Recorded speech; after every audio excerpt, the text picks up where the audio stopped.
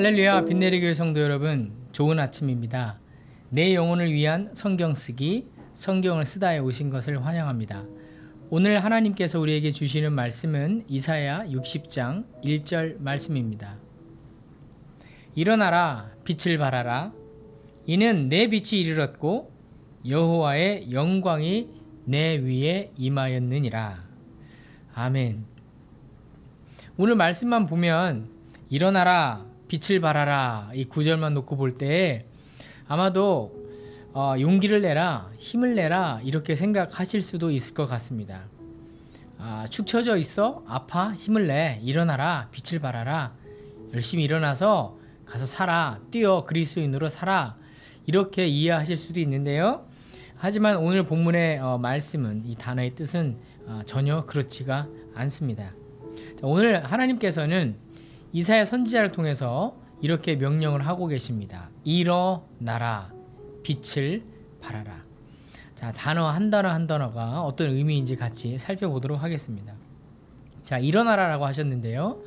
자, 일어나야 할 대상이 누구입니까? 누가 일어나야 할까요?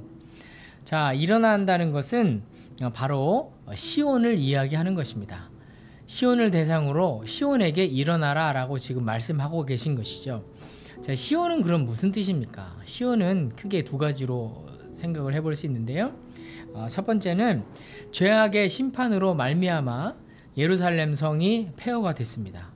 그리고 예루살렘에 살고 있었던 모든 하나님의 이스라엘 백성들이 유린당하고 고통 가운데 있는 것입니다. 그들을 향해서 일어나라 라고 말씀을 하고 계신 것이고, 또 하나는 이 시대를 살고 있는 우리 교회들을 향해서 하시는 말씀이기도 합니다. 그러니까 메시아 예수 그리스도 통해서 탄생하게 될 오늘날의 주의 백성들의 교회 공동체를 의미하는 것입니다. 그러니까 예루살렘아, 이스라엘 백성들아, 교회야, 일어나라 라고 말씀하시는 것이죠. 자, 그러면 이어지는 말씀입니다. 빛을 발하라. 자, 여기서 빛은 무엇을 말합니까? 빛은 그 뒤에 보시면 내 빛이 이르렀고 여호와의 영광이 내 위에 임하였다 라는 말씀과 이제 같은 뜻인데요. 이 빛은 하나님의 은혜, 여호와의 영광과 같은 뜻이고, 또 신약에서는 예수 그리스도를 의미하는 것입니다. 자, 그리고 발하라고 말씀을 하시죠. 자, 발한다는 것은 예수 그리스도의 빛을 비추라 라는 뜻입니다. 왜냐하면 우리는 죄인이기 때문에 스스로 빛을 만들어낼 수가 없는 존재들 아닙니까? 내가 빛이 될 수가 없는 것이죠. 우리는 그 빛을 받아서 반사하는 그런 존재라는 것이죠. 그러니까 예루살렘아, 교회야, 일어나라. 하나님의 영광의 빛이, 예수 그리스도의 구원의 빛이 너희 가운데 임하였으니 너희는 그 빛을 전하라, 그 빛을 전파하라 라고 말씀을 하고 계신 것입니다. 그러니까 너에게 예수 그리스도 하나님의 영광이 임하였다. 자, 죄악으로 인해서 멸망한 시온 자체는 빛이 있을 수 없습니다. 그러니까 하나님께로부터 나오는 구원의 빛, 치유의 빛을 통해서 새롭게 거듭날 수 있는 것입니다. 이것은 또한 선지자를 통해서 예언되었던 또 메시아를 통한 구원의 빛을 말하기도 하는 것입니다. 그러니까 정리를 하면 우리는 죄인이었다. 어둠 가운데서 빛을 이해할 수도 볼 수도 없는 존재였다. 하나님의 구원의 은혜로 말미암아 빛을 받은 존재가 되었다라는 의미인 것이죠.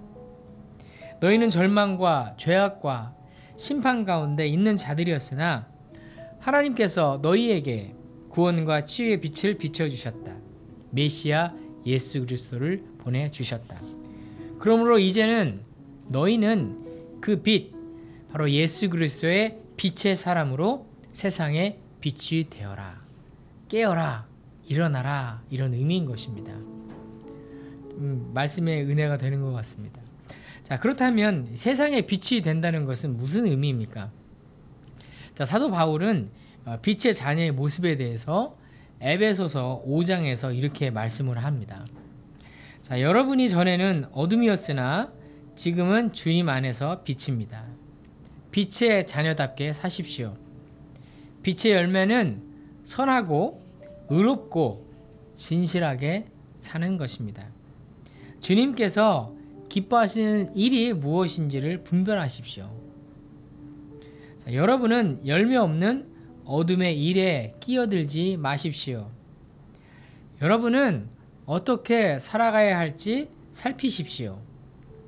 지혜롭지 못한 사람처럼 살지 말고 지혜로운 사람답게 살아야 합니다. 세월을 아끼십시오. 때가 악합니다. 어리석은 자가 되지 말고 주님의 뜻이 무엇인지를 깨달으십시오. 술에 취하지 마십시오. 거기에는 방탕함이 따릅니다. 오직 성령의 충만함을 받으십시오.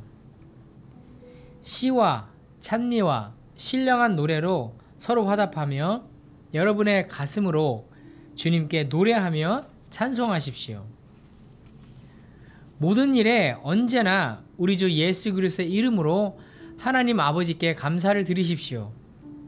여러분은 그리스도를 두려워하는 마음으로 서로 순종하십시오.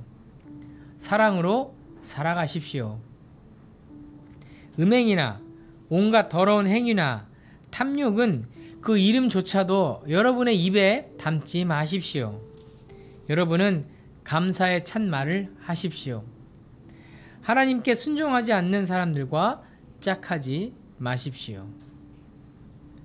우리는 빛을 낼 수 없는 존재들입니다. 그러나 하나님께서는 우리 주 예수 그리스도를 우리 가운데 보내주셨고 예수 그리스도 안에서 예수 그리스도의 빛을 받은 존재가 되게 하셨습니다.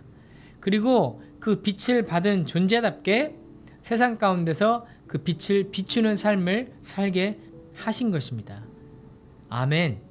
자, 이 사실을 깊이 마음에 새기시고 오늘 하루도 그 빛으로 세상에서 승리하시며 비추시는 성도들이 되시기를 예수님의 이름으로 축복합니다.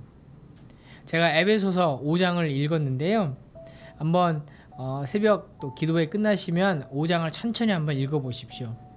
자, 빛의 자녀인 성도, 예수 그리스도의 빛 안에 있는 성도가 어떻게 말을 하고 어떻게 생각하고 살아야 할지 사도 바울이 우리에게 많은 교훈을 주고 있습니다.